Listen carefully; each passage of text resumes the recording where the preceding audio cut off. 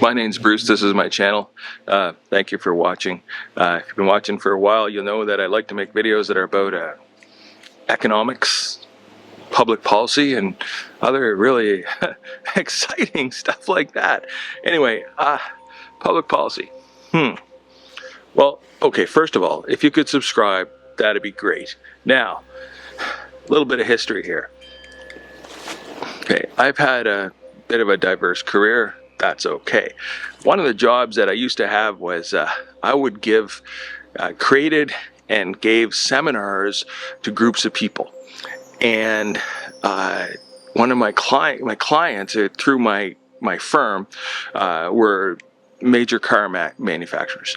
My clients through my firm were bodies of professionals. And at one time, one of the seminars that I would present over the course of a day, and I used to make a joke with my boss that what we really needed was to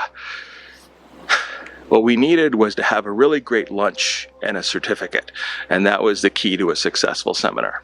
So that was a joke, but anyway, I gave seminars that were at one point mandatory for all of the management level employees and I think vice presidents of major car manufacturers, like the big three, like you heard of, and also for some food manufacturers and such. And the reason I'm mentioning this is because it was something that I enjoyed doing. I created the material, I presented the material, and I did it in kind of, if you can imagine this, only better and live. That was what it was, and a younger version of me. And so this was something that I enjoyed, and I would go and there'd be groups of maybe 50 people, 100 people, and it would invigorate me. I'd feel good. You know, you're talking to a group of people and they're sitting there in various levels of engagement amongst the audience, and that was I found that rewarding. That was personally rewarding for me. Another career that I had was I worked as a bartender, and one thing that I really liked about that job was meeting people and talking to the people that I was talking with and listening to what they had to say, and I was lucky enough to work as a bartender in a fairly kind of a high-end resort hotels, and so the people that you would meet would be really tremendously educated, wonderful people. And that's not to say that there's a rule that says that rich people are interesting and not rich people are not interesting, because that's just not the case whatsoever.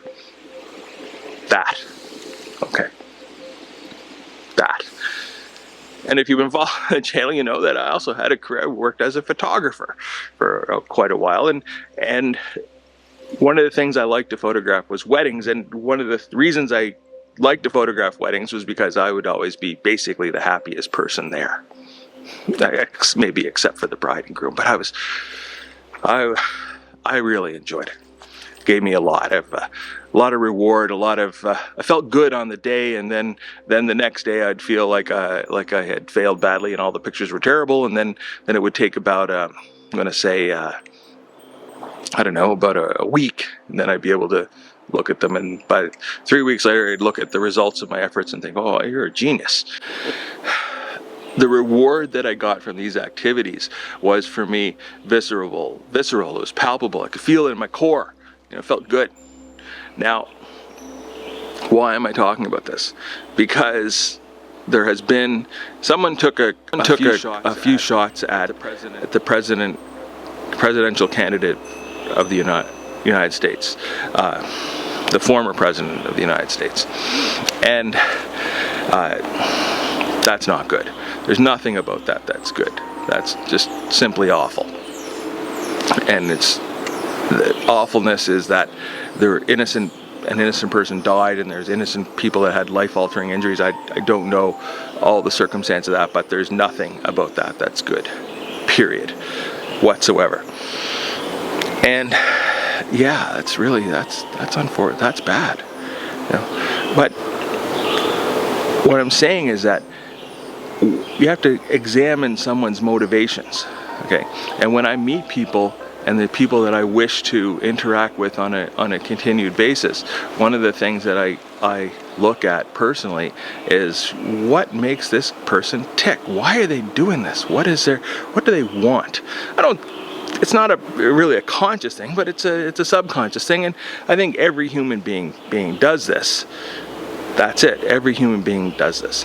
So, and then there's psychology. Psychologists study this on a regular basis, and people have been studying it for a long time, and we have stuff like Maslow's hierarchy of needs and such. And so, why does a man get up in the morning and think that what he really has to do is go and have thousands or tens of thousands of people tell him that he's wonderful? How does someone that is born into billions of dollars choose that their career path in life is to have people tell them that they're wonderful? And as a younger person, you have your parents and your grandparents that tell you that you're wonderful, and then later on you have maybe some other people tell you that you're wonderful. And then eventually maybe the magic wears off, and that you decide that what you really need to have is tens of thousands of people tell you that you're wonderful. And then maybe that's not enough. And then you decide that you want to take your wonderfulness and become president of the United States. And then I remember doing this myself. I mean, I remember speaking to large groups of people. I mean, maybe the largest would be numbered in the hundreds, and having this emotional component of extemporary, speaking off the cuff, like wasn't overly prepared, and I fed from the audience, and hopefully they enjoyed the experience, and I mean, I got paid, and that was the thing. I have experience with that feeling, and it's addictive. And I think that for the person that's running to be president of the United States, that is an addictive feeling. So the thought that you can get on your plane, go to a place where there's going to be tens of thousands of people waiting for you, chanting your name and telling you that you're wonderful, and listening to every word you say without regard to the wisdom of what you're saying, without regard to the content of the material that you're presenting, without regard to anything, that is an addictive experience. And if you're painting the rest of the world, this is the definition of demagoguery. If you're painting the rest of the world as a cesspool of problems and you are the only person that can solve it, that's not good either. And I think that it appeals to people's more base instincts. And in a country that has far too many guns, far too many guns, and a culture of firearms, and in a country that has a relatively normal experience of shootings, then to have this thing happen, it's not only is it's I don't want to say it's inevitable, because it certainly should not be inevitable, but it's an unfortunate happening, and I don't wish it on anyone. I don't wish it on the candidate. I don't wish it on the private citizens who are there enjoying hopefully time with their families, and then that's it. I don't wish this occurrence on anyone. And assassination attempts are awful, and I mean, I remember where I was when Benazir Bhutto was killed. I remember where I was when there was a bombing and such in India. This is vivid in my imagination, in my memory, and it's not good for anyone, really. And so when we're choosing our candidates, when we are casting our ballots, and our ballots are important. I mean, elections in the modern world that we live in, the modern advanced democracies of the United States, of Canada, of Switzerland, of Germany, of France, England, elections are very, very, very important, because it is how we choose our leaders, is elections. And these elections are not rigged. There's a body of people that make certain that the votes are free, the votes are fair, votes are counted correctly and accurately. And the United States is really, it's a beacon of light and a shining example of this. And so, yeah, that's it. And if you watch my other videos, hopefully I can. The reason I'm doing this is because I want to share some of my life experience. I want to share some of my views and opinions that I have.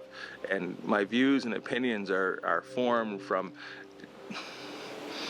a lot of formal education, a lot of informal education, a lot of discussions with people that I deeply admire, and different aspects of my career allowed me to talk with people that I never in a million years thought I'd ever be able to talk with.